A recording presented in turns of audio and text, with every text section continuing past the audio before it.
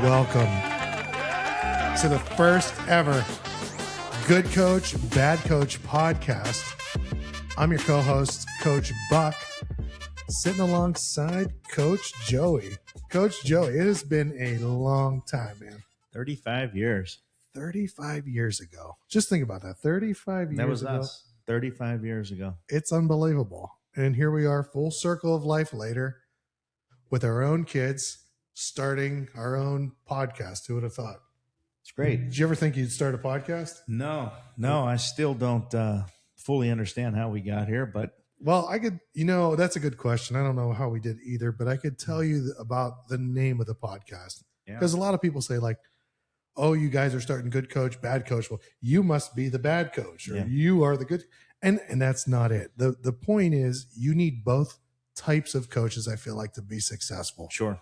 You can't have, just an encourager. You can't have just a very, I don't know, would you like to describe yourself? Blunt? Yeah, you have a little bit more of a sensitive side to you. Definitely. You care more about the approach, I would say. I care about winning, and that's pretty much it. And however we got to get there, we got to get there. No, and that's it. It's not that I don't want to win, but you're right, though. They're just two different styles, and I feel like they complement each other. Absolutely. And the kids, the beautiful thing is, all these kids that we coach, they all buy into both of our systems. 100%. And the end of the day, you want to win just as much as me. I don't really care too much about anything other than at all costs, we got to win.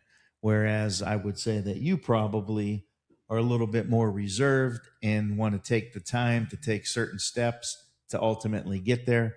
I want to come right out of the gate, and I want to win. I want to win right now, and I want to put the product on the field, the court, and just make things happen. Absolutely. And honestly, that's what makes us work as coaches. The 35 years ago when we played, your dad was our coach.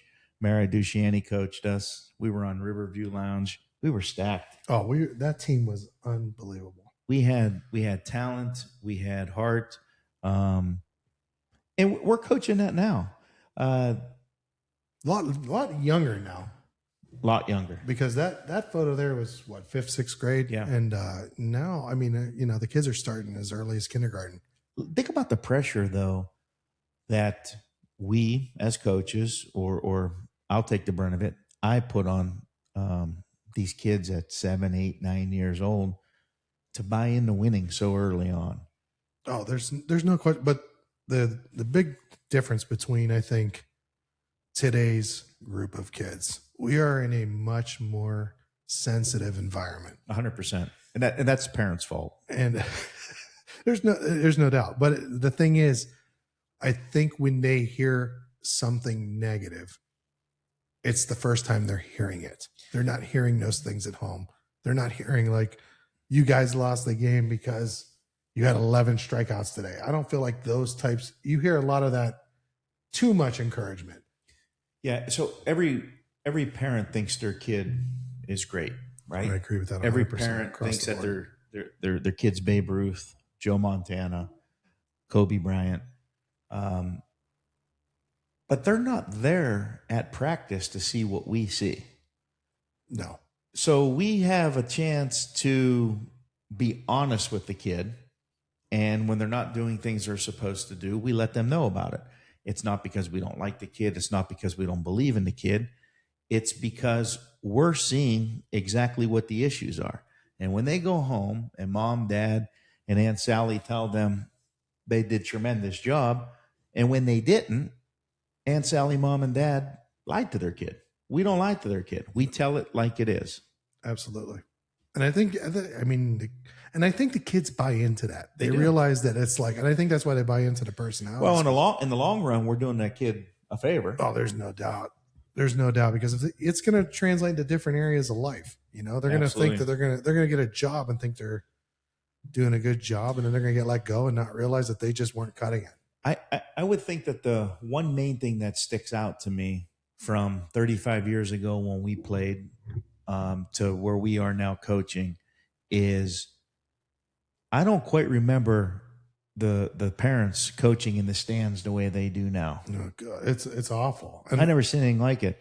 You got parents screaming, and I don't just mean parents from our team, other teams that we're playing too. Oh yeah. You got parents screaming for their kid to shoot, or their kid to run, or their kid. What happened to the team atmosphere? Well, you need that support from these parents. Absolutely. If the parents aren't teaching that to these kids, how the hell are they supposed to come to our program and not be selfish and not be one-sided? Yeah, no, they're not going to know. That's the one we thing. See that. 35 years ago, I remember us being one unit. I truly, truly believe we were one unit. We were taught that way. Nobody cared about outshining anybody else. And everybody had a job to do. Now, especially in rec sports, I feel like individual push from at home is extraordinary. I never seen anything like it before. No, you could totally tell the kids that are coached at home too, because you're trying to show them something, teach them something, create some kind of philosophy, and then they got their own thing they're going to do. And that's like you said, it starts with the parents, because you'll never overcome a parent's voice ever. If a parent tells you to do something or tells a kid to do something, 9 times out of 10, they're going to listen to their parent over you. And everybody wants the best for their kid.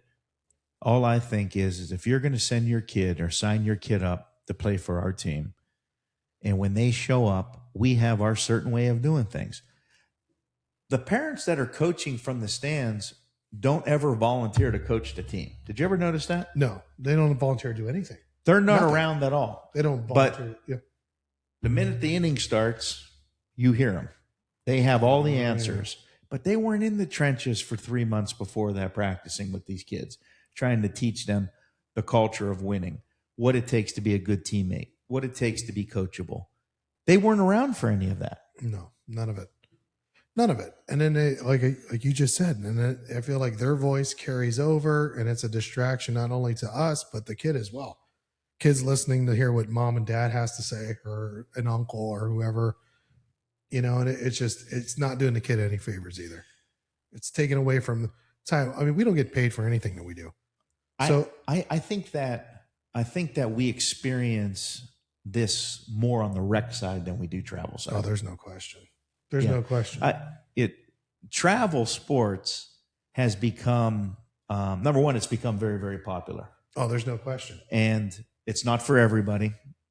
And the big question always is how do you know if a kid is ready for travel? Everybody's ready for rec, right? What you do is rec, they send a flyer home, you fill out a check, you come down to wherever registration is, you turn it in, you're now put on a team, you get a uniform. At the end of the season, your kid's going to get a trophy. Yeah. That's rec. That's travel is more or less you handpick kids. You could control who's on your team. You could coach a certain way. In rec, I feel like you get clamped more with having to overstep what the parents are telling these kids, and you're coaching against the parents. Then nobody has the same idea. Nobody has the same. Nobody cares about the winning end of it. No, and you got to play to win. It's the only thing that matters. And if nobody's playing to win, then there's problems there. So you just said travel ball. There's nothing like travel ball. Nothing like it. Okay, travel ball is it's much more my speed than rec. I understand that, and I feel it. I mean, but what do you do with somebody whose kid really isn't ready for travel? What do you do with that kid if they come to our team? Yeah, somebody shows up. I want to try my son out. They come and you just see that they're not fitting in. Yeah, I mean, you gotta let the parents know, and that you have to let them know right out of the gate, because travel is just a different animal. We go and play travel basketball. All right. We compete against teams that when we show up, we have our same team. They're bringing in star players from other teams at 10 years old. That's crazy. But to compete against us. Yeah. We're seeing it. Yeah. It's cut your And that's throat. kind of flattering. I mean, it's like we're doing something right, you know? It's cut your throat. It's hardcore. It's the highest level of competition for a 9 and 10-year-old kid. It's something that I absolutely fell in love with. It's the most amazing thing. Oh, We it's just awesome. had the experience last week playing against a powerhouse team who went and brought powerhouse kids from another big school to match up and play our kids Yeah. With our 5 kids. with our 5 kids. And we hung in there. Yeah, we had 3-point game. yeah, the parents thought that I had unlimited timeouts. There was some coaching going on in the stands that game. Yeah, because it was 400 degrees in the Yeah, gym. And it there was was. almost kids that passed out and died. But that sounds like another episode for another podcast. Hey, listen, I'm a father first. We were trying to win. We were trying to compete. Just and to win. It's the only Just thing. win, baby. It's the only thing that matters in sports. So not to go back to that or take away from that, because you're right, though. Those are very exciting moments, at least as a coach too. Those games are very exciting. Well, let me stop you for 1 second. Yeah. In rec, have we ever experienced another kid from another team coming to play against us because it's a high level game and they were trying to win? Rec sports to me have just they dived off. They died off compared to 35 years ago. That's just my opinion on Yeah. it. And I think part of that is too, though, and they kind of go together, right? So like you asked, you have the question of whether or not your kid should play travel sports, right? And Mm-hmm. if they're not ready, they're not ready. But I think if kids, starting with the parents, treated their rec team like a travel team, Which we try it to would do. be better for the kid. I mean, you can't just go buy a glove at Walmart the night before practice, send them to us, and expect them to get anything out of it. I agree. I mean, there's a lot of kids that don't even know what hand or glove goes on before they come on onto the field. Yeah, and that's where the good coach steps in. Yeah, because you feel bad for the kid. Yeah. You know, it's not their fault. They showed up with a glove. They're like, "What the hell do I do with this?" Yeah, I like talent. Do I I like use putting this the to product out on the field. Yeah, that's the end game. But that beginning rec, it's hard, and it's, what do you do? How do you fix that problem? Because it's a huge problem. What do you do? Well, again, everything starts back with the parents. So, in order for these kids to be set up to succeed, you cannot tell your kid he's great if he's doing horrible. You No, can't. you're- It does not do any good for your kid.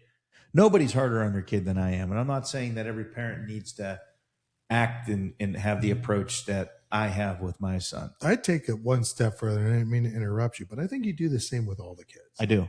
I It's absolutely not do. just you're hard on all of them, but I think they buy into it. And we do a lot of winning.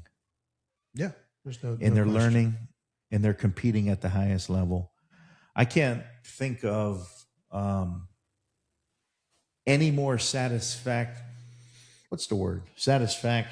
I get than when we go play a big school who wants to beat us in the worst way, and they try everything they have to, and we come out on top. It's How fun. many times has that happened? Quite a few, and it's a lot of fun doing that. Got rings right here to show it. We'll They're have beautiful. plenty more now. Come play Yeah. for us. Yeah, that's it. Yeah, that's right. Give Coach Joey a call. Email us at goodcoachback or Yeah. no, Coach Buck at goodcoachbackcoach.com. If you want your kid to get screamed at and you want your kid to do a lot of winning, I'm the guy for you. I'll tell them that they could do a good job, and I'll catch them when they're crying. I'll try to bring them back a little bit. Yeah.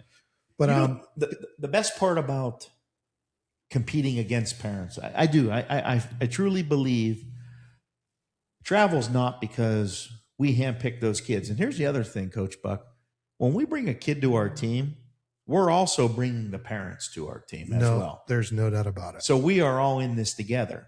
Well, if we're battling with what the parents are telling the kid at home, and we're telling them something different while we're in the trenches and at practice or at a game, we're setting everybody up for failure. Oh yeah, So for travel, we handpick kids, we bring kids, we know their family, they already understand the style of this, we lay it all out to them, and we just go and try to compete. Rec is more challenging, and I actually think that you do an excellent job with rec sports. I appreciate that. Thanks. It's But I need you too, though. It's not just me. It's you too. Well- Like you said, I am definitely far more patient, but at the same time, I still need the balance of the kids knowing when they're doing something wrong. We're never going to get better as a group. Yeah, the beautiful thing is the kindergartner who never played, my expectations for that kindergartner is exactly the same as a kid that played for 3 or 4 years. So that's where my patience runs thin. And that's where you come in and balance this thing out. I mean, I'm blowing up on a kid who never swung a bat before. Well, Yeah, I get it. And it's like you go through that travel mindset because basketball's travel and baseball's a totally different animal in itself. It's a totally different sport. There's less, I don't know what the word I'm looking for is. I would have to say that out of anything we coach, baseball is by far the least most competitive sport. In the league we're in, I agree, but I love the game of baseball though. I don't think It doesn't seem very competitive to me. Have we ever been tied going into the bottom of the sixth and we needed a hit to win the game? I mean, I hate to go back to maybe it, but one game. travel basketball, we're in the trenches against schools who graduate 400 kids, and we're down to the wire every single game. Going back to the game with the 5 kids where the parents wanted to kill me because I wasn't using enough timeouts to get them water. It was a 3-point game with 14 seconds left. Yeah, and honestly, it was a game we shouldn't have even been in. Really, They had 10 players. It was our second game They of a doubleheader. How about that? With 5 coach kids. Brought 5 kids in, pulled 5 guys out. But I'd like for that coach to come in here too, though. Like, what do you? I get it. He did what he had to do to win. He did exactly what I would do. But I guess if we had that opportunity and we had 10 solid players, we'd have them too. But if you're that coach, I feel like if you're that coach, the pressure is even greater to produce something, to put a better product on the court. I mean, you're going against a really little school with no kids. You got 5 kids. And then you have to do all these, mass subs and all this other stuff just to win by 3. He had 9 kids. But hundreds of kids to pick from to be on his team. Well, wait a minute. He had 9 kids and pulled the best kid from a neighboring school to make his 10th on that team to play us with 5. Yeah. And we lost by 3 points. Yeah. So, and the only thing that I can keep on telling myself is not that the 5 kids didn't get enough water. We lost by 3 points. Yeah. And we had a chance to win the game. That coach did exactly what I would probably do. I agree with that, but I also think that if you don't agree with that. No, you were beyond pissed off. No. I was not pissed off. That is so not true. But I do think that coach should not have been in a situation where he felt like he needed to go find another kid. Why? After having hundreds of kids to pick from. You got to go find another kid. Travel's cutthroat. Yeah, but I mean, what do we got? We got what we could find. Exactly right, and we're competing. But we would do the same. We would do the same. I don't know. No, I think we would have been better prepared. We wouldn't have to go look for it. And we have 22 kids on a rec team. And let's talk about that. Too many. A rec team should be no more than 10, maybe 11 players if you're factoring in vacation. Here's the problem that I have with rec. There's rules. Weird rules. No, I don't mean rules of the game. I mean rules of participation. Travel, you're known right out of the gate that you may play, you may not play. You are there to try to do what you have to do to help this team win. In rec, everybody got a bat. Everybody got to play the field. Everybody's getting a trophy at the end of the season. And quite frankly, it sounds to me like everybody could be an all-star. Do you remember when all-stars, you had to try out? Yeah, those days are gone. Now it's all up to the head coach. Now your kid is an all-star when a coach sends out a text message and says, your child has been selected to the all-star team. But let me play devil's advocate here on that. A coach sends out a text, your kid's on the team. What else is the coach supposed to do? Not have a team? Like, what's the alternative to that? How did that kid become an all-star? Because No, I'm not fighting that the kid's probably not an all-star. stop calling him an all-star, though. That's my big thing. He's not an all-star. He's playing in extra baseball games after the season. An all-star, you need to do one of two things. You need to try out, or stats need kept throughout the season that you can prove to me that this kid is a better player than this kid. A text message going out by the coach, your child has been selected to the all-stars. He doesn't have anything to go off of. There's no stats kept in rec baseball. No, there's really not. No. I couldn't tell you how many hits anybody had. No. I couldn't tell you how many hits our best player had.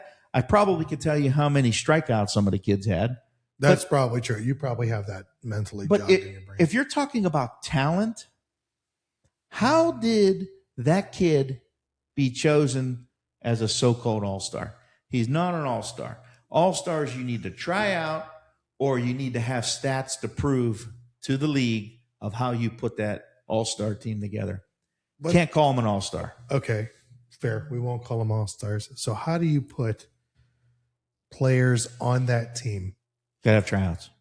Okay. We did. But does 35 years ago. But I don't think it's the coach's fault for picking a team. The system's not set up that way. Like, I mean, I get like what you're saying. I'm I not agree with blaming the coach whatsoever. I'm blaming the parents who say, my child is an all-star. it. Yeah. No, I can't disagree with I'm you. not knocking the coach. I want to. The coach picked who He he thought would be best to compete. That's not an all-star team. You got to have a report in stats or you try out. One of two things have to happen. If you don't want to have tryouts, you got to keep stats. And then at the end of the season, there's a league committee. You get together, you look at the stats and say, this kid deserves to be on the All-Stars. He had this, or this. We're not keeping any of that. No, you're not keeping stats. And I think if you're going to go that approach, I think you're better off with a tryout because there's I'm all kids, for it. We had there's them. kids that don't pour it on until the second half of the season. They're just figuring out how their glove works that mom and dad bought them at I agree. Walmart from practice one, and they start kicking some mass toward the end of the year. So I think that is the fairest way to do it instead of counting strike, because that kid might have not hit the first half of the season. He's not an all-star then. Second half, they might have been kicking, had the highest. There could be votes, right? If you keep stats for everybody, not just the teams in Lowellville, but the other teams that we play. If somebody's keeping stats and you turn those in, it's just like you do at the high school level. You have votes, and the head coach gets a vote of what kid should be first team, second team, whatever it may be. I could live with that if that was the approach. But don't say your kid's an all-star because he got a text message from the head coach saying he was an all-star. And blasted all over Facebook. That's not an all-star. Talking to town. It's gym class. That's what it is. You could argue all of rec is gym class. I mean that goes back into that. But I'm one of those guys that I'm all for all the kids being able to play. Oh, your son played in travel baseball. Oh, He lost by 80 every game. well, that wasn't. Yeah, you're right. That was not an all-star team, and I think that ties into watching those games, and you see the one first baseman on the other one of the teams where we lost. I think it was 20-0. I mean, my son came up to the other kids like kneecap. I mean, he was totally outsized. The other team was totally way better skilled. You got to beg the question too whether or not these travel teams are playing all year. I think they are if they're that good. They are. But don't enter yourself into the travel league category and lose 20-0 and call the game in the first inning. Yeah. That's not travel. Yeah. You weren't ready for it. No. And then, okay, so what do you do then if you think you have a team that is ready for it? You try you go to this travel tournament and you get your butt kicked. Like, what do you do? Just take them out? Or like, should there be a league rule saying like you're not eligible to play? Like, should there be scrimmages and stuff before you're eligible to enter the tournament? No, why would you? The team that's going to beat you by 30 is thrilled to have you in there. I mean, They're thrilled to take your money too. Yeah, but it goes back to what I said, though. It's not an all-star team. There was nothing to go off of it to put that team together. To go and lose by 30, 40 runs, which I've never in my entire life heard of a baseball game getting canceled in the first inning because the score was that lopsided. I actually thought that you guys were lying to me. No, 20-0. And shutout after the first inning. And then you guys batters went and played another tournament a couple weeks after that. Yeah. And nothing got better. No. It seems to me like there was just some delusion going on. And you guys, and I'm not knocking it.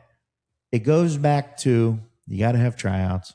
If you can't put product out on the field, you can't go compete with the big boys. You're not doing any justice to these kids. Nobody wants to lose 30-0, put their pinstripes on, and they're home in 15 minutes.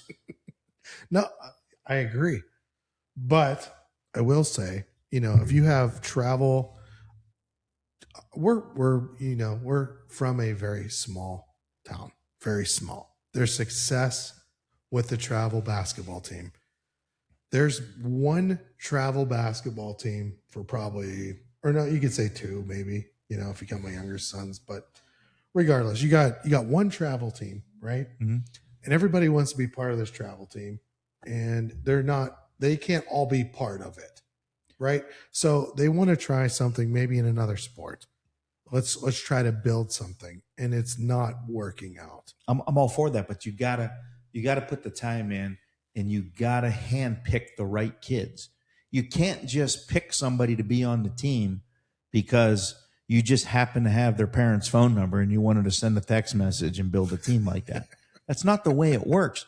Our travel basketball plays all year long. Oh yeah, you don't end. No, and we don't win every single game. No, but they're competitive games though. We've never been. Not that I can remember. We've been blown out. I don't remember being blown out. We either win games or we're in it down the wire.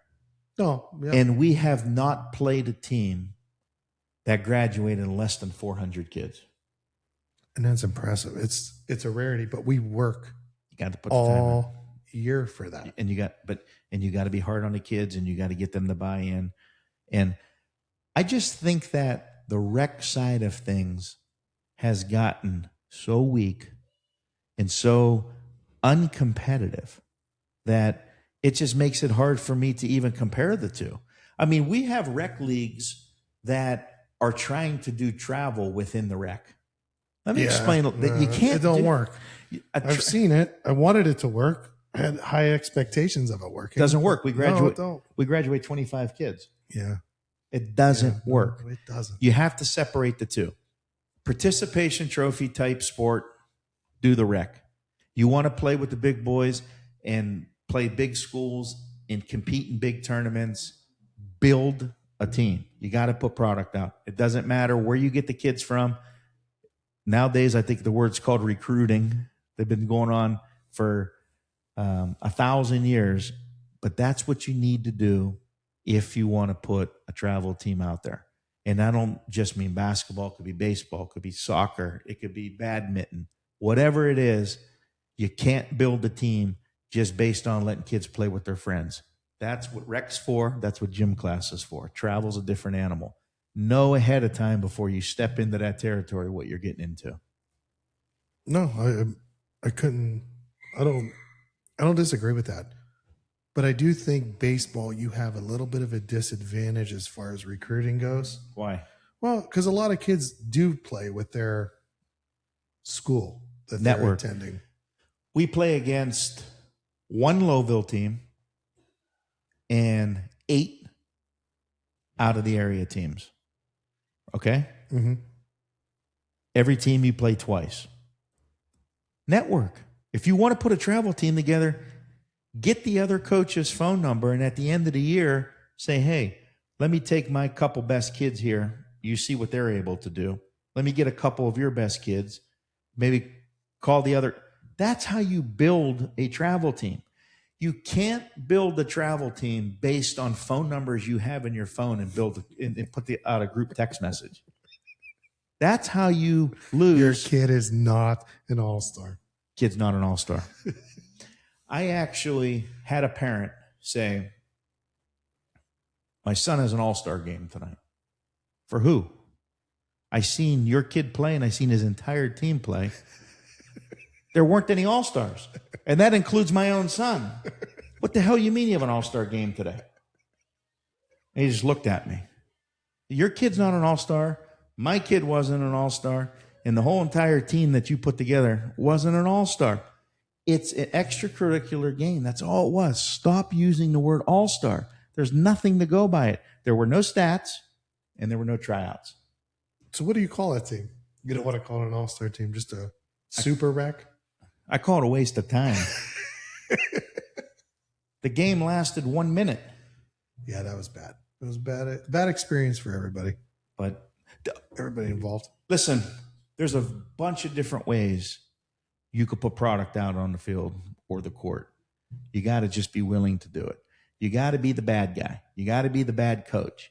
You got to leave kids out that don't belong and bring kids in that do. And that's the best way that you can compete.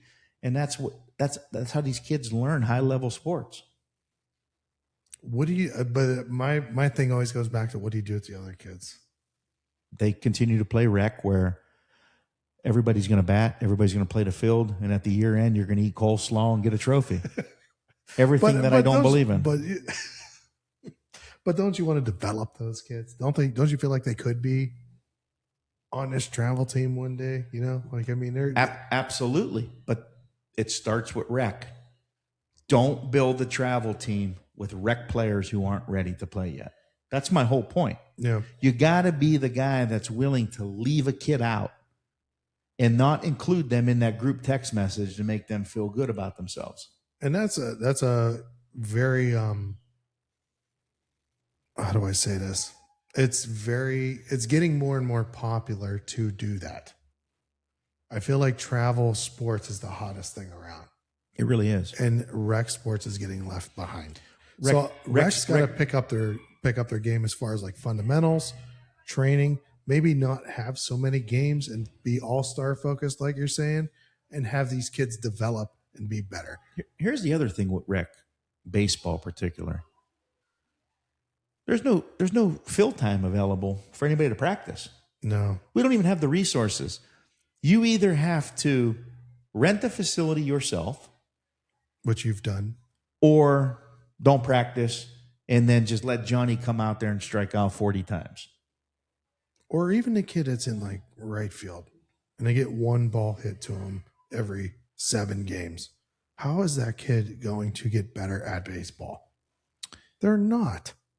You got to work on fundamentals. Maybe if rec sports was more fundamental focused instead of game focused, then you might have your travel team and your all-star team, because the kids are getting reps.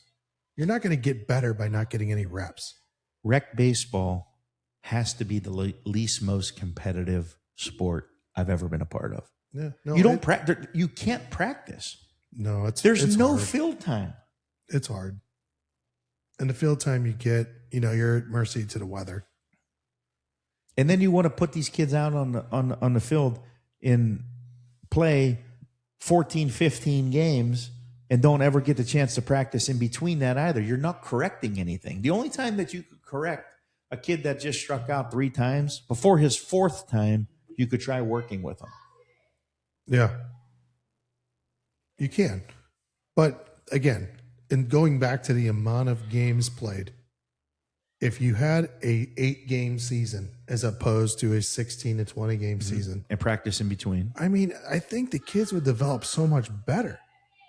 All right. I think it's time to read some questions that were sent to us by our listeners. Shout out to all of our listeners and all the email we got. It's been an overwhelming cool experience. So I'm Yeah, going to pick It's exciting. pick some stuff here. Yeah, go ahead. You pick. All right, we're gonna go with Bob. Bob from Youngstown wants Bob. to know, how do you get a kid to love a sport? You win.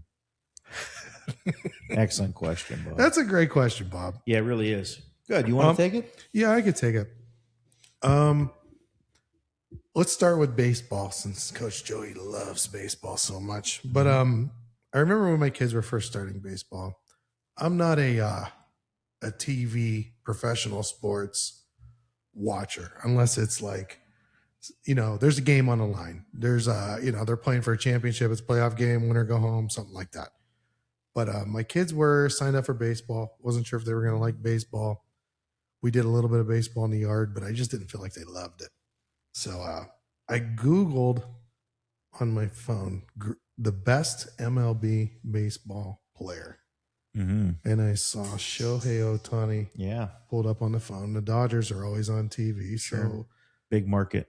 So I turned on a Dodgers game and I said, guys, come check it out. Shohei Ohtani's getting ready to bat. And I had no idea even how to say his name. I had to practice the pronunciation stuff for him. But anyway, long story short, Ohtani comes to bat. Kids are watching it. And doesn't he crush one out of the park? Nice. So I was going crazy, but my fake excitement for myself turned into real excitement for the boys. And they were just bought in. All my kids love Shohei Ohtani. But I mean, that was from a Google search. I mean, it wasn't anything, but it took a moment like that. So I don't know what the right or wrong answer is to that, but that seemed to work for me. Expose them to it, put a game on, make it exciting for them. Even if you don't think it's exciting, kind of see how it goes. I don't know. Yeah. Yeah, Bob. Thanks for the question, Bob. Thanks, Bob. Okay, we're going to go with Gina from Struthers. Gina wants to know, how do I know if my kid is ready for a travel sport? Go for it. What do you think? Ironically. You sure you want me to take this one?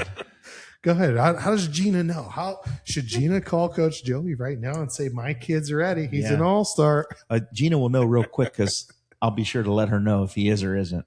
Is her child a boy or girl? Did she happen to say? No, she didn't. She just said, how do you know you're Yes. Listen, just travel is it's tough. It's good competition.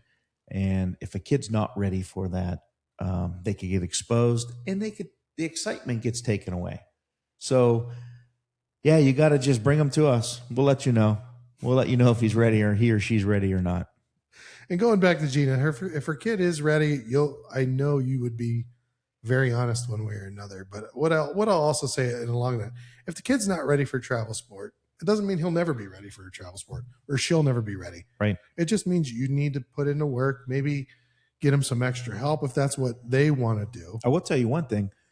I give Gina credit for wanting to know if there's a way to know rather than just thinking her child's ready for travel if they're really not. Definitely. So definitely. Thanks, Gina. Thanks, Gina.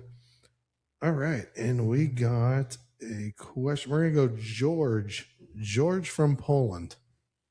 George wants to know, are you guys worried about controversy that comes with youth sports? Yeah, that's an excellent question. I actually just had this conversation with a friend of mine from Pittsburgh who coaches at every level of youth sports that you could imagine with his child, rec, travel, tournaments, whatever it may be.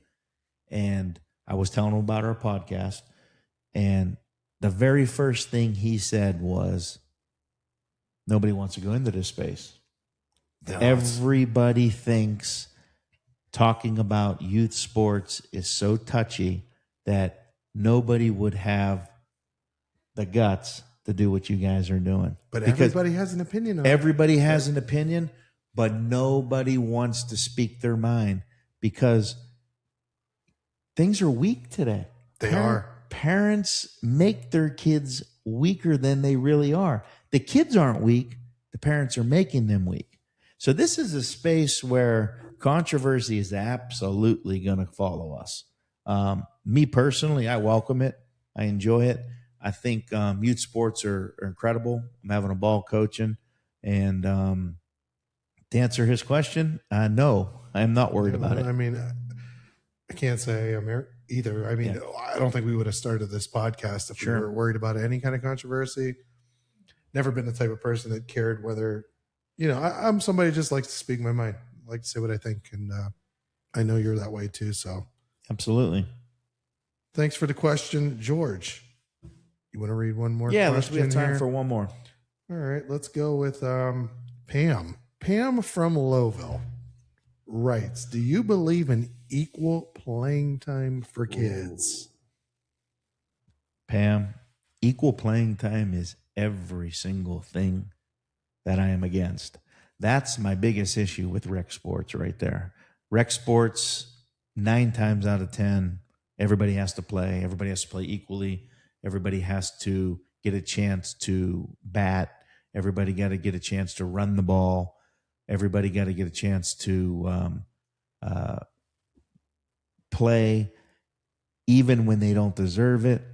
It's just something that I don't completely agree with. But it's the way it is across the board in rec sports. No, I absolutely don't, Pam. Pam, to answer your question, my point of view is it depends on what age group we're talking about here. If you got somebody or a kid that's first year, 4 or 5 years old, yeah, but I think the next level, once you're past that T-ball kind of level, I do think it's time to, Yeah, the big issue I have with equal playing time is it could affect the outcome of the game. So let's just use basketball for an example. If it's time for little Billy to play that last 2 minutes of the game and you're down 3 points and Billy hasn't scored in the first 16 games, it's now 5-on-4. Billy's not doing you any good there. But because the league said that's the way it works out and it's now time for Billy to play, it could change the outcome of the game. And as everybody knows, that winning is the most important thing, but we have to satisfy Billy and his parents in the league by putting him in, knowing that he is absolutely not going to win the game for us. Well, how old's Billy though? I mean, doesn't that factor? What if Billy's like 4, just turning 5? Well, no, but equal playing time it's happening in 9U. Yeah, well, that's where there's got to be a cutoff somewhere. I mean, the question was, do we believe in it? I mean, if you're 2 years old, maybe that's a little different, but we're part of coaching 9U where they're saying every kid needs to bat. Yeah. Every kid needs to play the field. Yeah. And there needs to be some separation there. So, I mean, there's a fine line of how you answer that question, but no, I don't believe in equal playing time. Okay. Thank you all for listening. I hope you had a good time. Yes. Go ahead, Joe. Take us away with the glow run. There's a glow run coming up. We love our Lowville boosters. We have a glow run coming up on Saturday the 25th. Here's the flyer. If you would like to sign up, we love our boosters. We'll do anything to help them. You can watch Coach Joey run the 5K. I will not be there. Participate in the 5K. I'll be there. I'll be in there a golf too. cart. I'll be watching kids and Good first episode. Hey, thank you. Thank you all for watching. Thank you. Catch you on the next one. See you next time.